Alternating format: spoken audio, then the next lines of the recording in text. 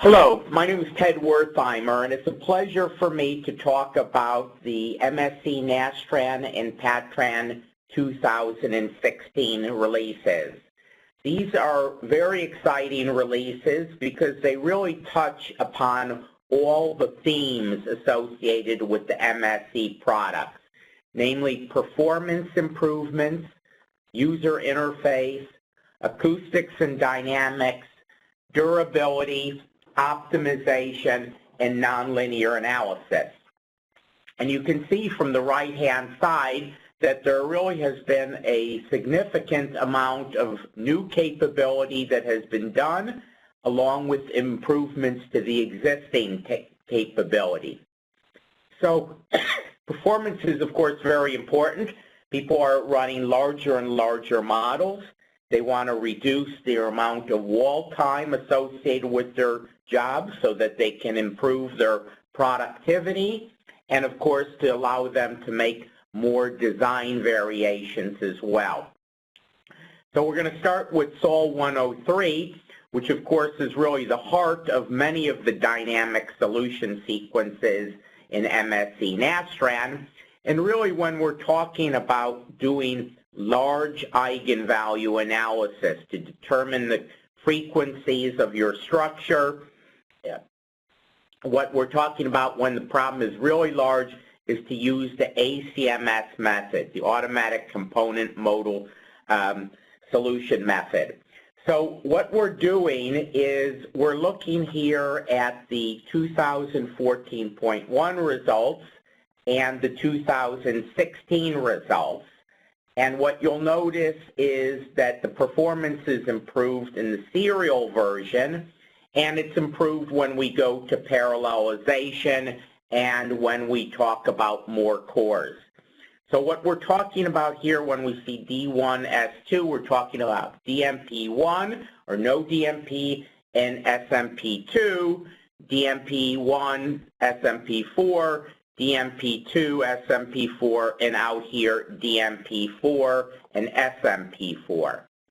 When we're using ACMS in the new solution process, when we say DMP4, SMP4, during the ACMS process, it is actually going to use all 16 cores.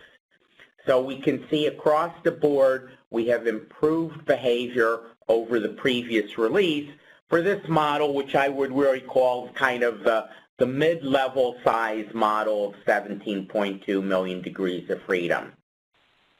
When we go to even larger models, such as this 34.5 million degrees of freedom, even though we only extracted 60 modes in this problem, we see very good scaling when we add more cores in a SMP architecture. And of course, as chips become more powerful and more cores are added to the chip, this technology has really been designed for modern computer architectures.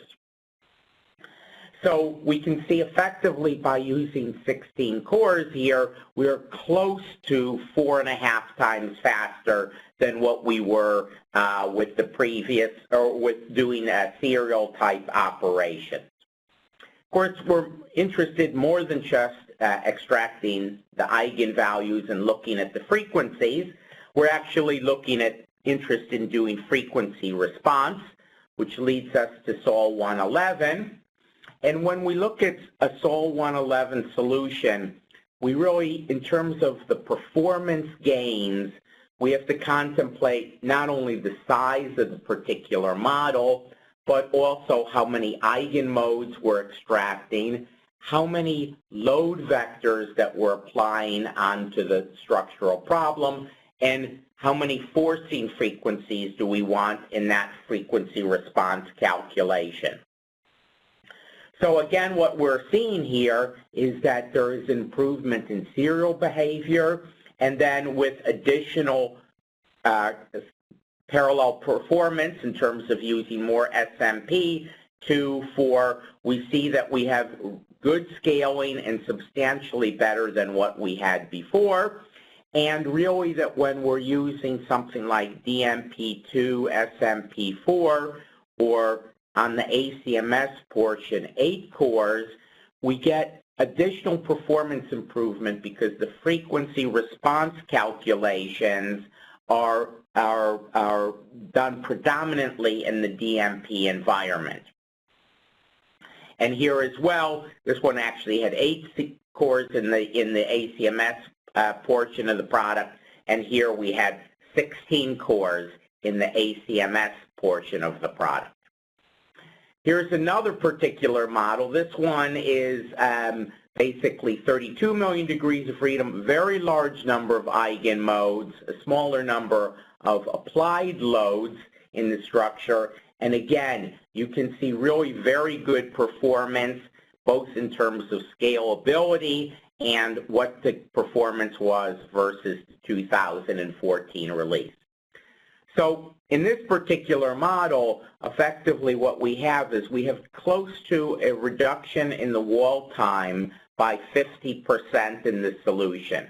Now, we're not always going to get those types of improvements. It's very much going to be dependent upon your particular problem, and often if for very small problems or problems where in fact we have small models in terms of degrees of freedom, but very, very large frequency response regions, our performance improvement is not quite as good, and we're working on that for future releases. So how do you actually utilize this in the 2016 release? Well, the default really is not using ACMS, so you need to have a executive control statement saying you want domain solver ACMS, and then additionally you have to say version equals new. So the new procedure, the advantage is it's much, much faster. It's definitely faster when we have a shared memory type architecture that we can use, but it does use additional memory. So we have not made it the default for that particular reason. But the good news is we get very accurate results. We tend to extract slightly fewer modes, but the frequency response between using ACMS traditional and the new ACMS is almost not noticeable. The other addition that we made in SOL 400 is that ACMS is now available for SOL 400, which means you can do things like nonlinear preload of the structure, followed by doing an eigenvalue analysis. The other HPC performance, or one of the other HPC performances we did, had to do with solver technology. And what we did was in the 2014 release, we introduced a parallel solver that was called the Pardiso solver.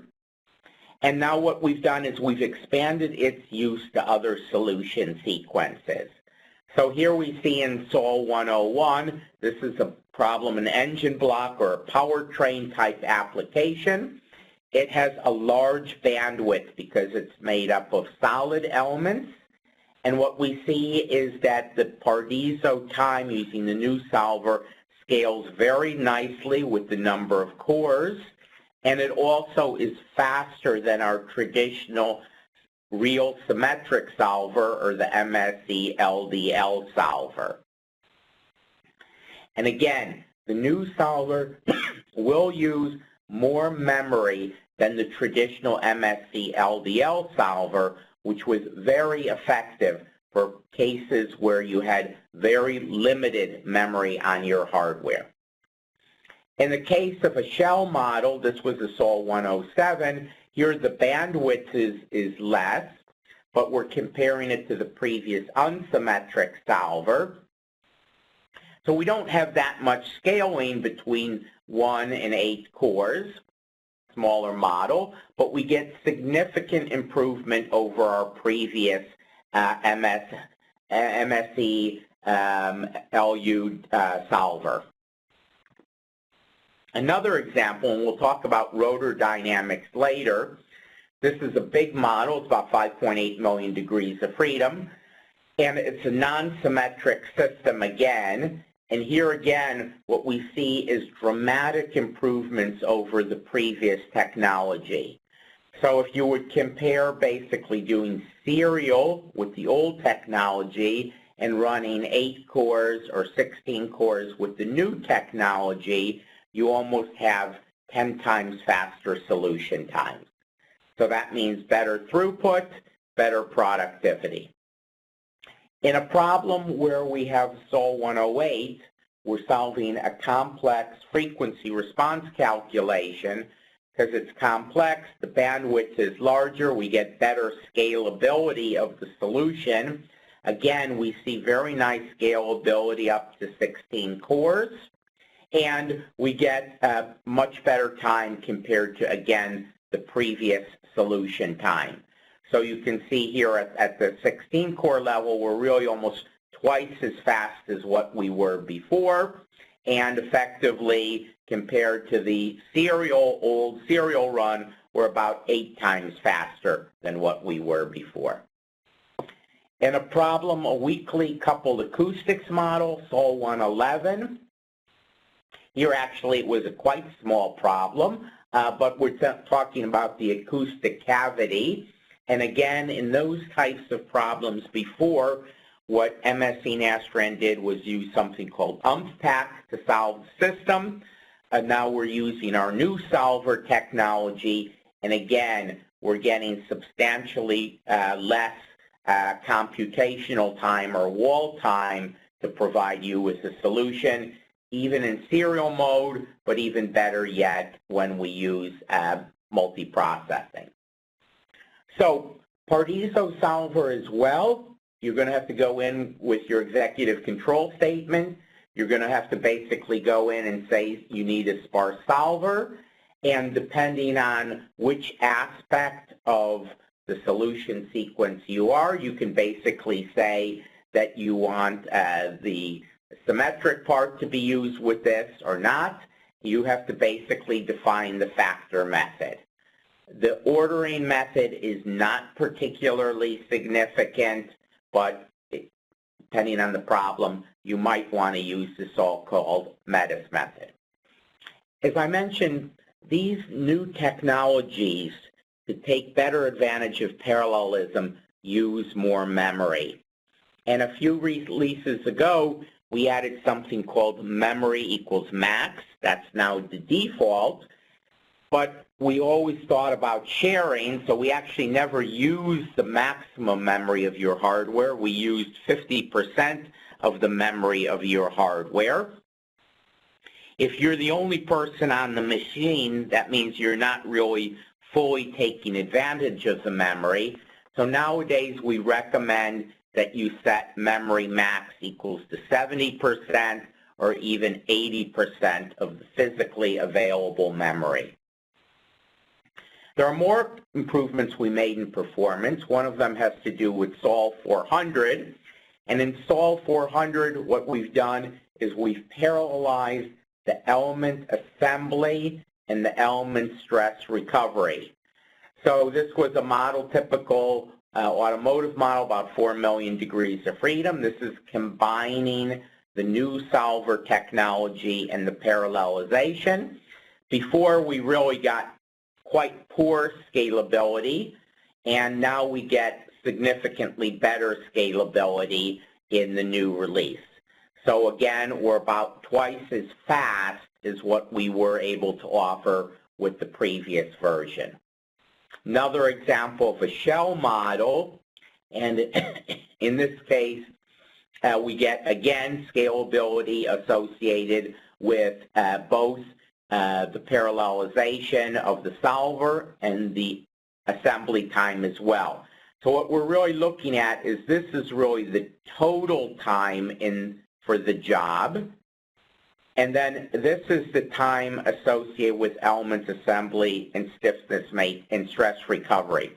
So we know that if we would be doing, let's say, a SOL 101 problem, everything is linear elastic, the assembly time and the stress recovery time is very small. it's dominated by the solution time. And in a nonlinear analysis, the assembly time and the stress recovery time make up a bigger aspect of the solver time. So initially, it's 40% for this particular model.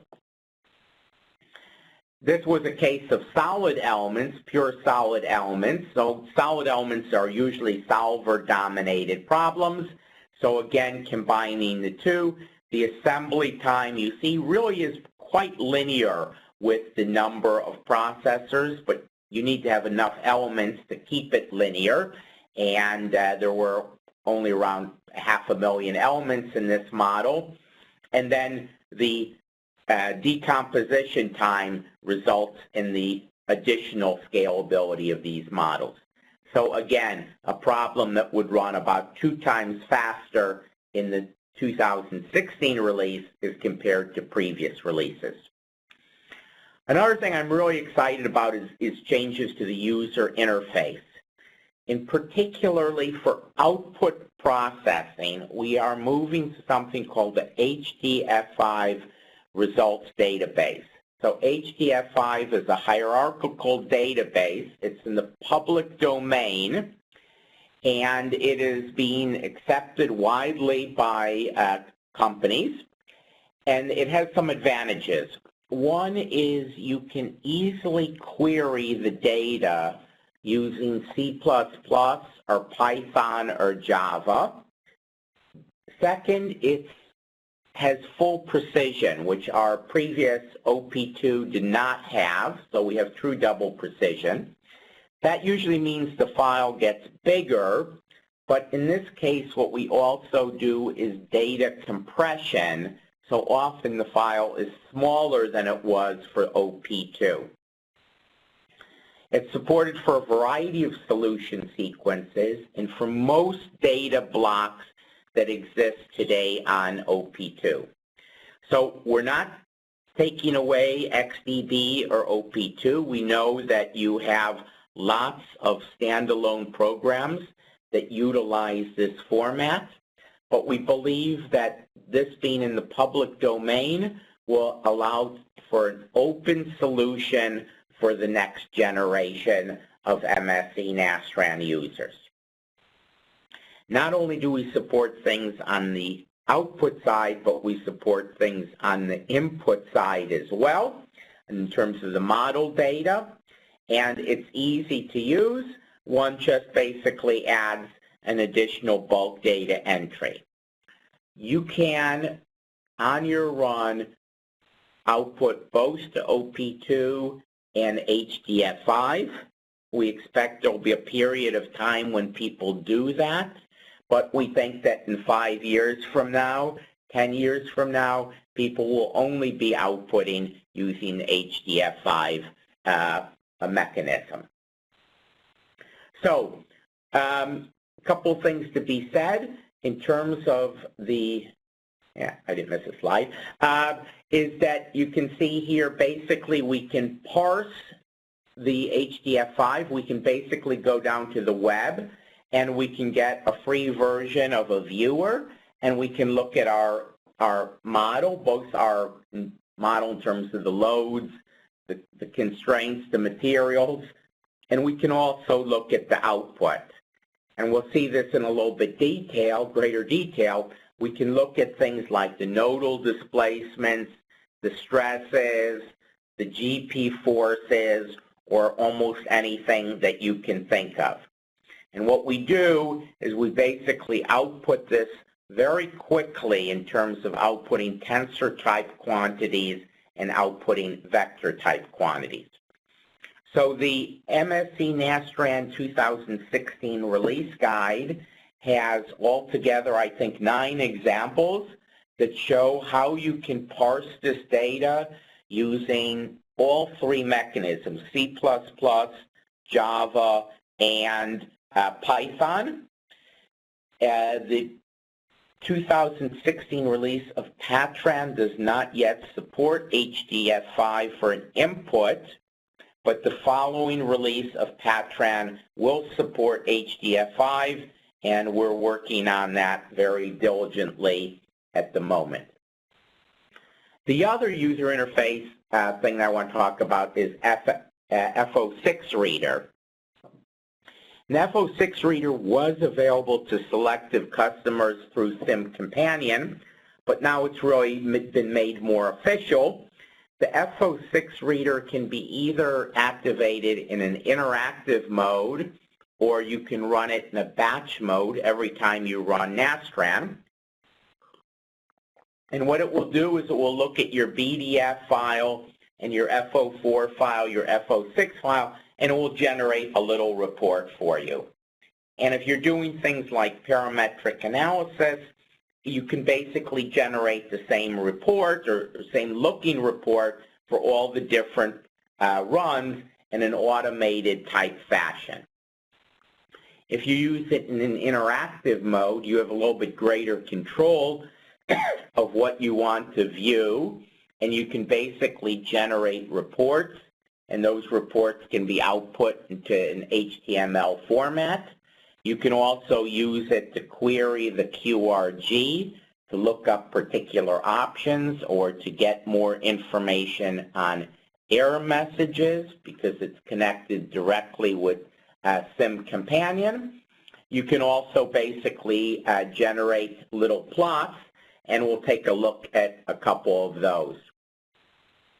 So here would be a situation where we basically have run an analysis. We brought up the F06 Reader, and we could basically say, just quickly give me the displacement versus time and a SOL 400 run. But you can get other things as well. You can also ask it to look at what are the convergence ratios in a SOL 400. How does the error measure, the displacement error measure change with time? Or how does the residual error measure change with time? Or how does the energy-based error measure change with time? So there are lots of things that you can do.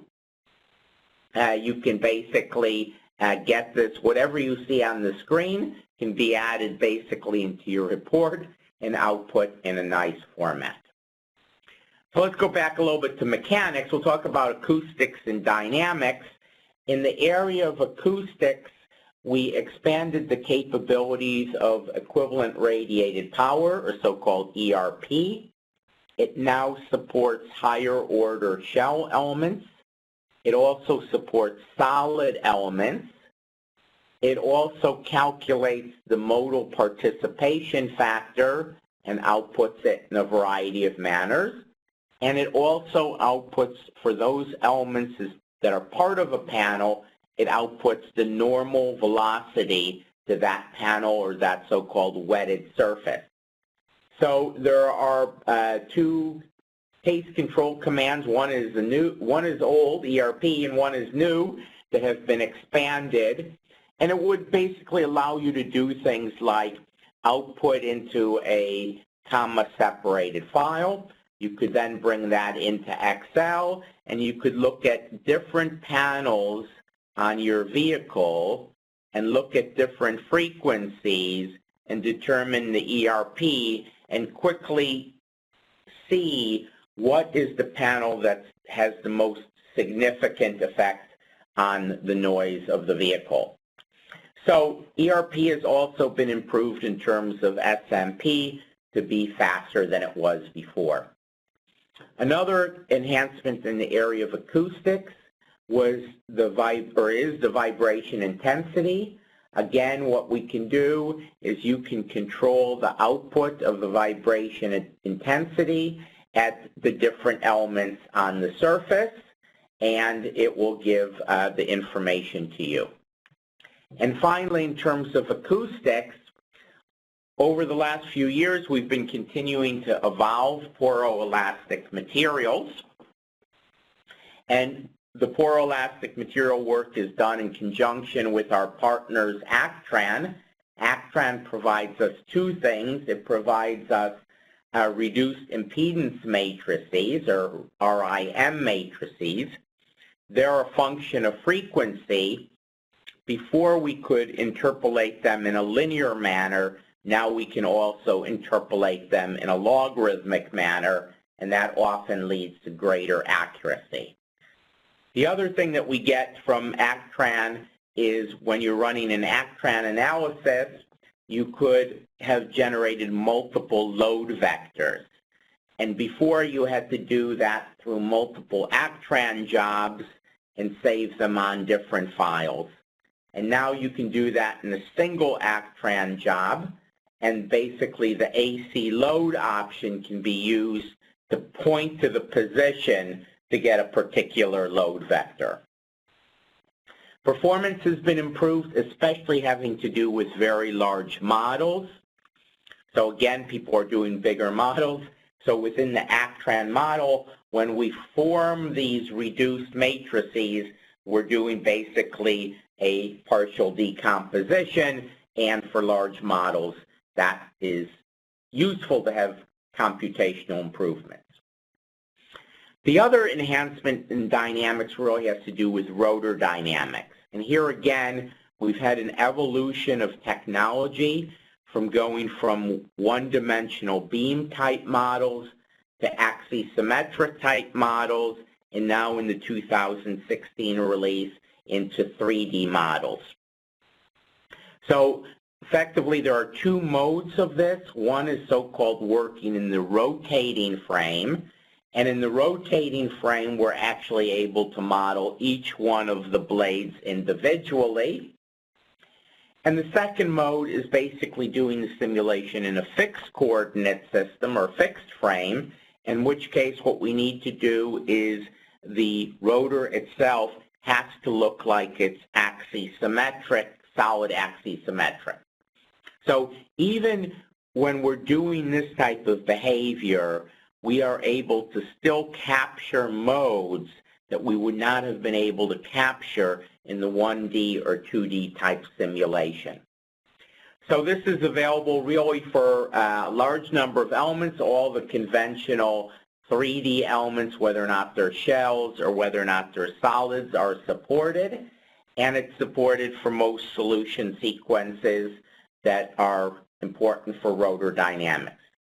Note that when we talk about a nonlinear analysis, whether or not it's SOL 129 or SOL 400, the rotor itself is linear elastic. It's basically undergoing small deformation. The nonlinearities are in the squeeze film dashpots or other support mechanisms on the structure. Here was a particular example. Here was our rotor. It's here shown in 3D, but we did this first using beam elements, then we moved to axisymmetric elements, and now with the 2016 release using solid elements. So you can look at the Campbell diagrams of all these things, and this one's pretty clear. Right here we had just a single line here, but we see that we have really kind of double modes when we go to axisymmetric and with the solid. And so we are able to capture more modes, and particularly the torsion modes of the system.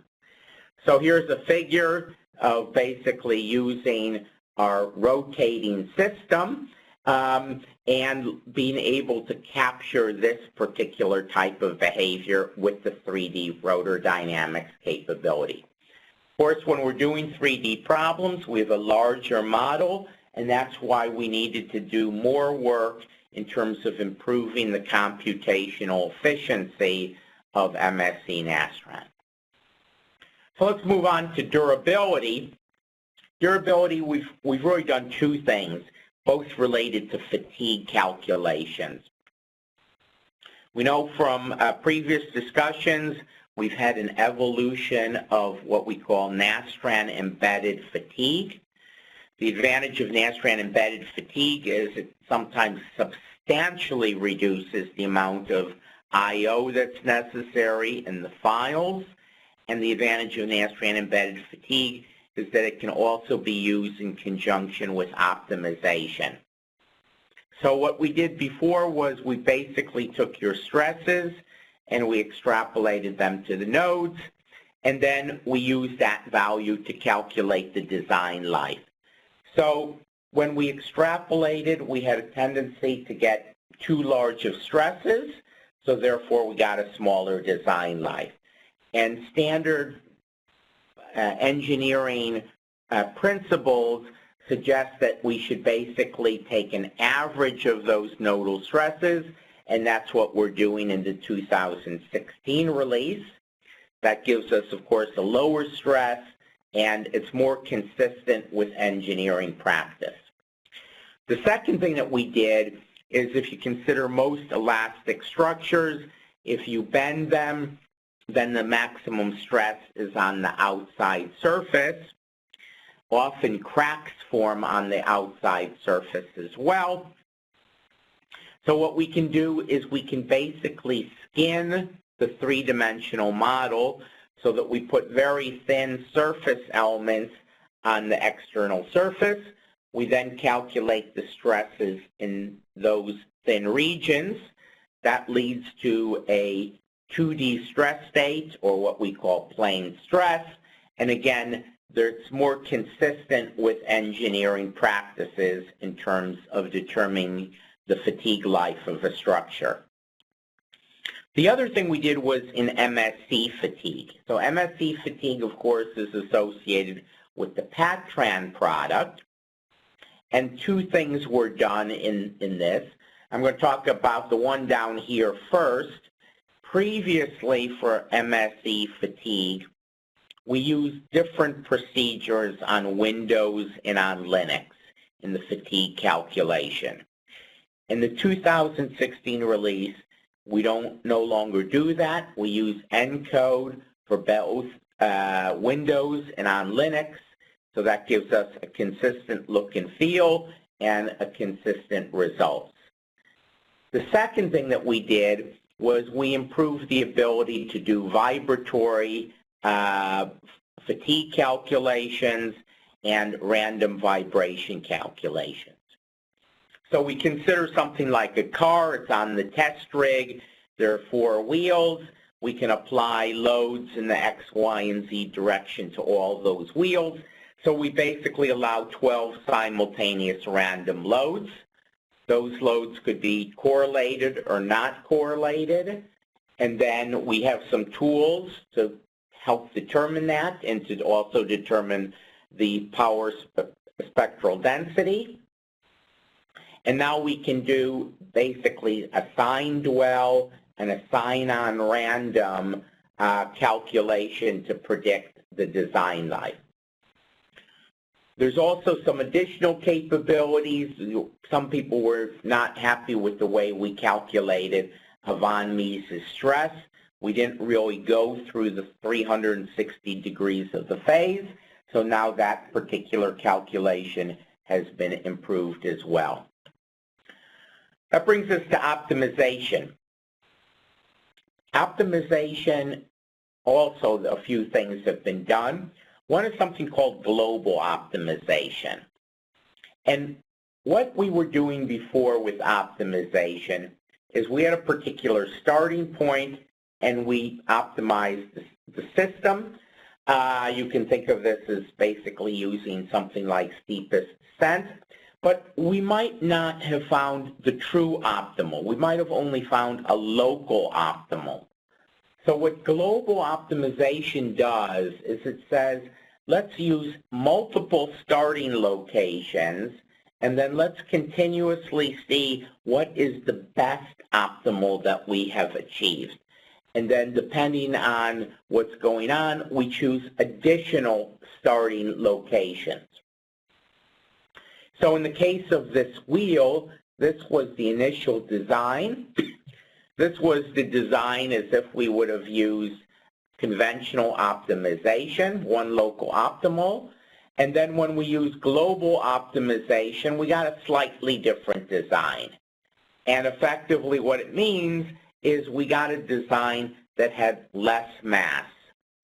So you can say to yourself, well, this is going to take a little bit more computational times, because instead of doing one optimization run, I might do, here looks like they did 17, but it could be 50 optimization runs.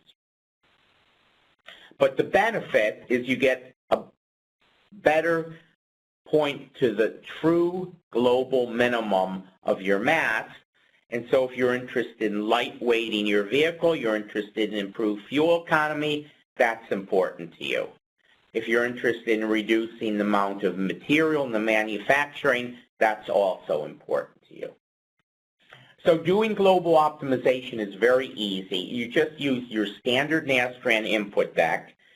The key thing that you need to do is you really need to give lower bounds and upper bounds. Otherwise, you're doing a global optimization on the whole world, and you might be a little bit unhappy with the amount of computational time required. The global optimization is driven by an XML file.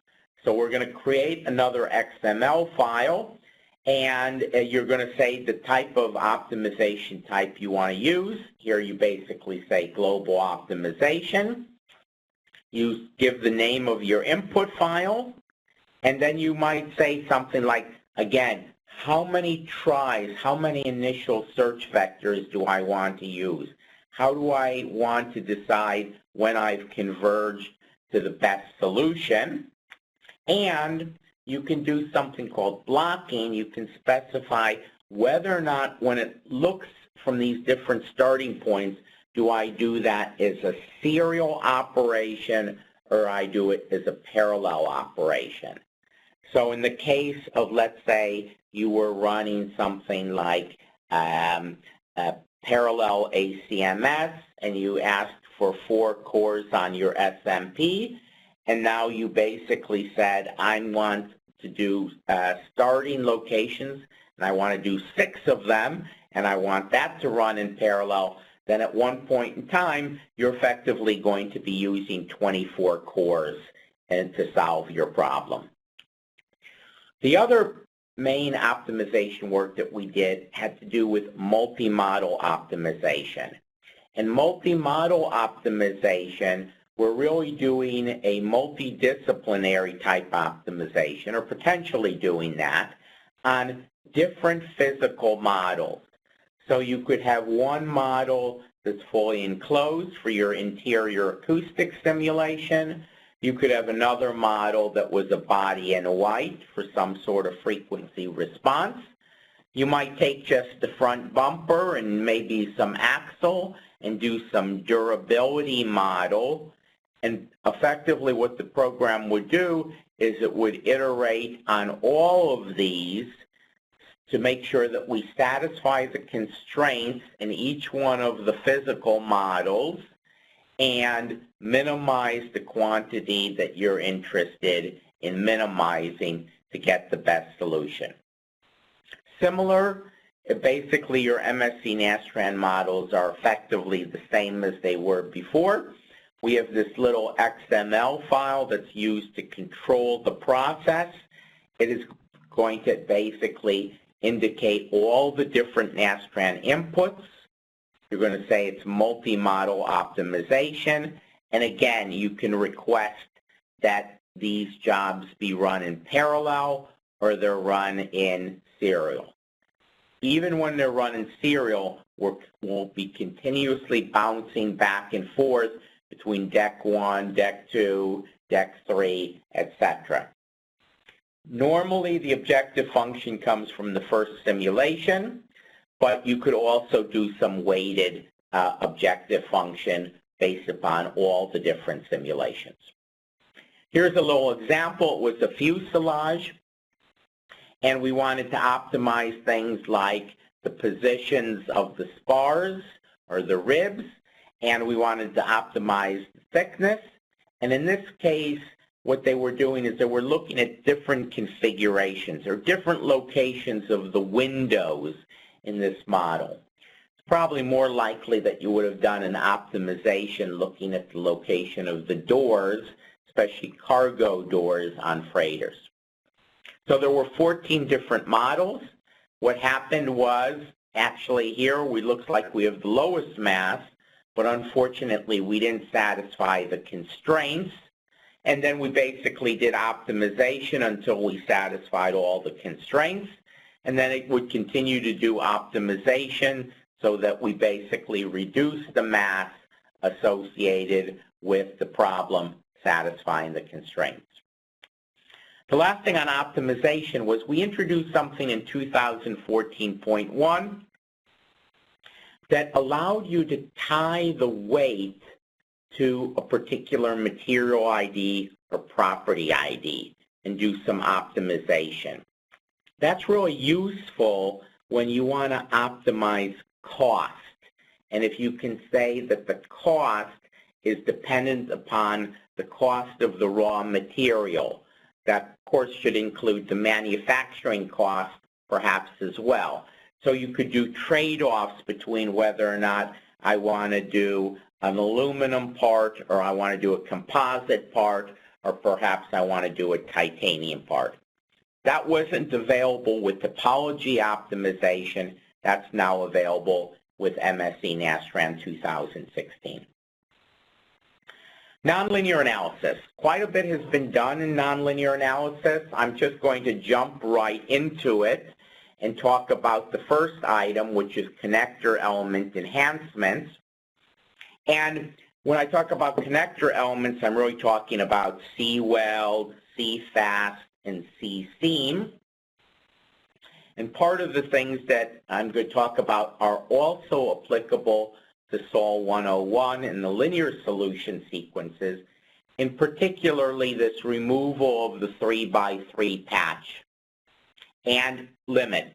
And what that was as the elements get smaller and smaller, and your weld might be of a certain size, your weld basically exceeded the size of a 3x3 element, and the program effectively would stop.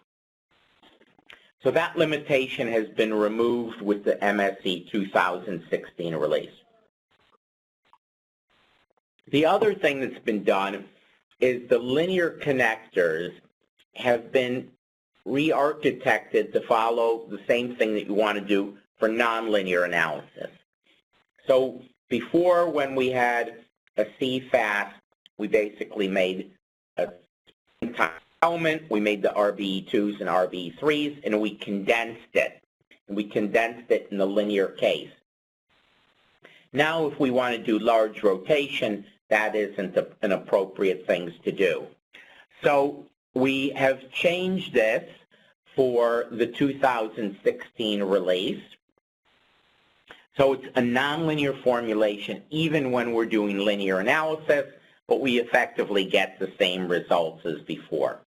There's consistent stress and force outputs, and we can get the MPC forces for a linear connector, and we can get nonlinear transient forces in SOL 400 for NL-TRAN.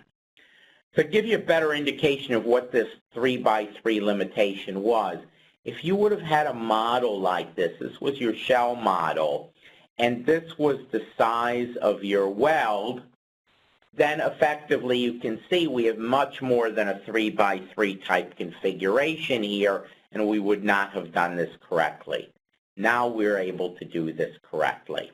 And you can see that for this particular model, here we had 2 millimeter elements for this hat beam on top of a shell, and we can get very accurate stress results in the vicinity of the C-weld. The 3x3 search limitation has been removed for C-weld and C-fast. It still exists for the C-seam element. The other thing that I mentioned was large deformation. So if you would have had a bracket with some sheet in between, what we can now do is we have our welds, we can apply a very large force, and we can basically see very large deformation, and the welds, the C-weld elements will effectively rotate in the appropriate manner. Another thing was in contact. And of course, contact is very important in SOL 400. That's general contact, but also in terms of glued contact for the other linear solution sequences. So one thing was if you use SOL 400, but you actually didn't have an LG disc option in. So you really were talking about small deformation. Then what the program really did was it did a total Lagrange formulation, but when it came to contact, it really used an updated Lagrange formulation. That wasn't quite consistent, and sometimes you saw slightly poor convergence, or you saw some odd-looking stresses.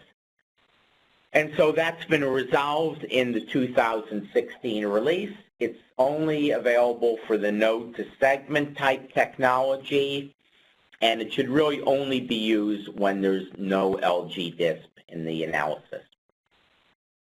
Another thing that we did was we migrated some more of the mark contact technology into MSC Nastran, and particularly for beam contact. So if you model a beam and you use something like P-beam L to define your cross-section, what we'll do is we'll basically represent your real geometric cross-section by little segments. And then we'll do the contact based upon these segments. So that means that we really have a very accurate representation of the contact. We can do it for, let's say, this I-beam with the shell, or we can even do it for a tube within a tube. So this might look like a 3D element, but it's actually conventional beam elements, 2 nodes per beam, 6 degrees of freedom per node. What this means is it's not like the procedure where you had a single node representing the shell element and representing the beam element, and you did beam offsets. Here, right now that we're using contacts, the elements don't need to be aligned with the shell elements underneath. They're 2 separate nodes. We don't need to include things like beam offsets or shell offsets. We just have to make sure that the beam is located in the correct location. Another enhancement had to do with interference fits. Interference fit was available before, but it was only for small deformation. We now basically include it for large interferences as well. What we do is we look at the total interference, and then we resolve that interference over multiple increments. And before, we would always resolve it over 1 increment. Something that's related to this is what some people call initial gap. I like to think of it as clearance, where there is a gap between 2 bodies. It might be because we had poor CAD modeling. It might be because we basically changed the geometry. But what happens is, such as in this case where we have a tube within another tube, this inner tube is longer. If we inflate the inner tube doesn't contact the outer tube. The distance that existed at the beginning of the analysis remains the distance, or the clearance distance, as contact occurs. And that's often a very useful feature in the aerospace industry. Sometimes what you have is you have some structure and you have some shell, and what you really want to do is you basically want to say, I want to increase the thickness of the shell to make it stiffer, but I don't want to regenerate the finite element model of my structure. And the clearance option can be used to overcome that, so we don't really need to remesh the complete world. SOL 400 with Restart now supports higher order elements. Restart, of course, is very important for nonlinear type problems. The more advanced elements can also be used for super elements. Of course, super elements are only really applicable for linear elastic analysis, so the super element itself remains elastic. Any nonlinearity needs to go into the residual. SOL 700, there have been a few new material models added, in particular having to do with rate-dependent processes. such as creep or lasso visco-plastic type behavior. There's also been a new concrete model that's been added, and associated with the concrete model are rebars. So you can take a beam and you can kind of embed it into the brick elements, or you could embed it into shell elements as well, and that would stiffen your structure. So this is done a little bit differently than, let's say, what we do in MARC. This is all done with the contact procedure. SOL 400 support has been improved. We talked about SOL 400 fully supporting Nastran embedded fatigue, and of course MSC Fatigue as well. But we've also improved SOL 400 support for a variety of we've improved Patran support for a variety of SOL 400 capabilities, including fracture mechanics, the cohesive zone method, which is used for delamination, the VCCT method, creep, and linear dynamics. So for cohesive zone method, often used for delamination problems, there are two aspects to it. One is there are special elements that are called interface elements, and Patran now supports this in the SOL 600 preference. Remember, in Patran 2014.1 was the first release where we had a dedicated preference for SOL 400, and we're continuing to add more capabilities to it.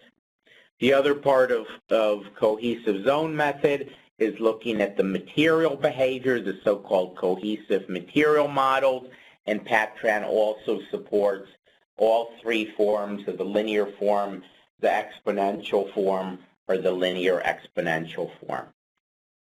Virtual crack closure technique is used to determine the energy release rate, and then from that we get the stress intensity factor, and so this is now also supported from the Patran graphical user interface.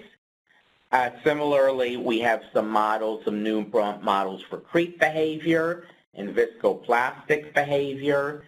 Creep in MSC Nastran is done through the implicit creep method only, and associated with the implicit creep method, there are different numerical methods that are used, and of course the Patran is now supporting all of those different methods.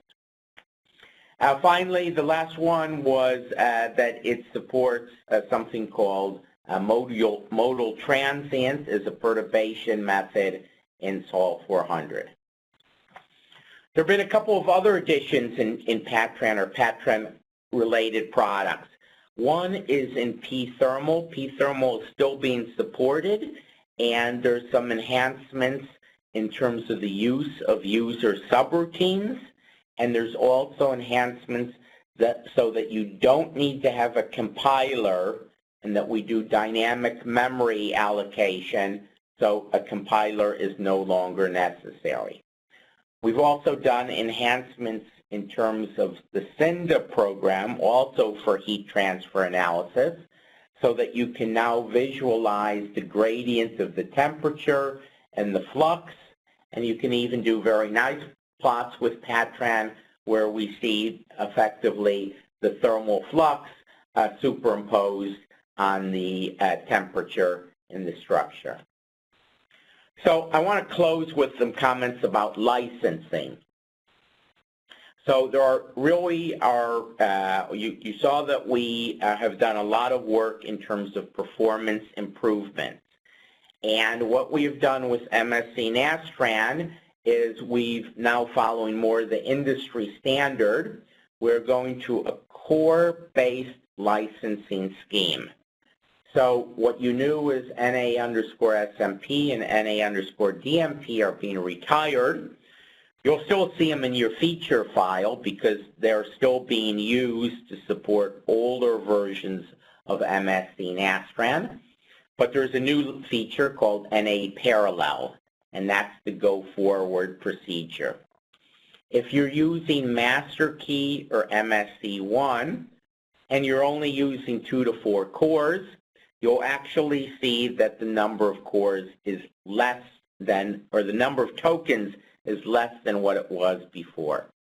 If you're using 5 to 8 cores, you're going to see that the number of tokens being used is slightly more. But I can say from what I showed before, where we show that we have often 2 to 8 times greater performance of the product, it is really very good value. Should comment that MSC Nastran Desktop is basically limited to 4 cores.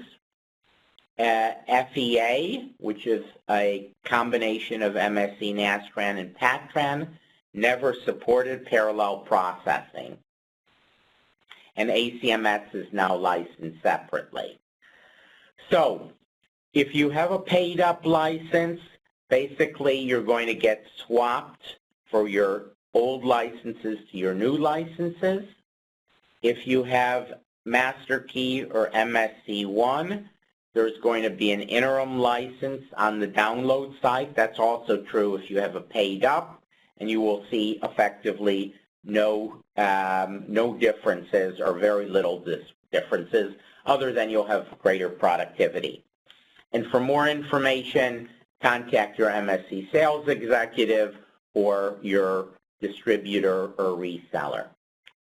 In the case of global optimization, if you're running global optimization and you're running, you're taking all these starting vectors and you're running in a serial mode, there's no change in the licensing. Of course, you obviously have to have an optimization package to do global optimization. If you're running and you're starting with multiple starting points and you would like to run these things in parallel, then effectively we're going to draw more tokens if you're an MSC or a MSC1 or a Master Key customer. And so if you ask for parallelization of 8 running simultaneously, we're going to ask for 4 times as many tokens. If you ask for 8 jobs being run simultaneously and you're using SMP at the same time and you're using 4 SMP tokens or cores, then effectively you would be using at one given point in time, you'd be using 32 cores, and we're going to draw out the appropriate amount of tokens for 32 cores. Multi-model optimization is a little bit more complicated because one of the jobs might have been a SOL 111, one might have been a SOL 103, one might have been a SOL 101 with Nastran embedded fatigue. So we're going to count how many different types of licenses that you're using, and again, we're going to divide that by 2 and give you, request that amount of resources. If you have a single seat license of the product, then effectively there isn't any way to run multi-model optimization. You really need to have a multiple seat licenses or be using Master Key or MSC1. So I'm going to stop there. I'm going to thank you. You can see that MSC Nastran 2016 has been a major release of the Nastran product. We hope that it meets your expectations. We actually hope that it exceeds your expectations and allows you to do more types of simulation, in faster than with the previously available tools. Thank you very much.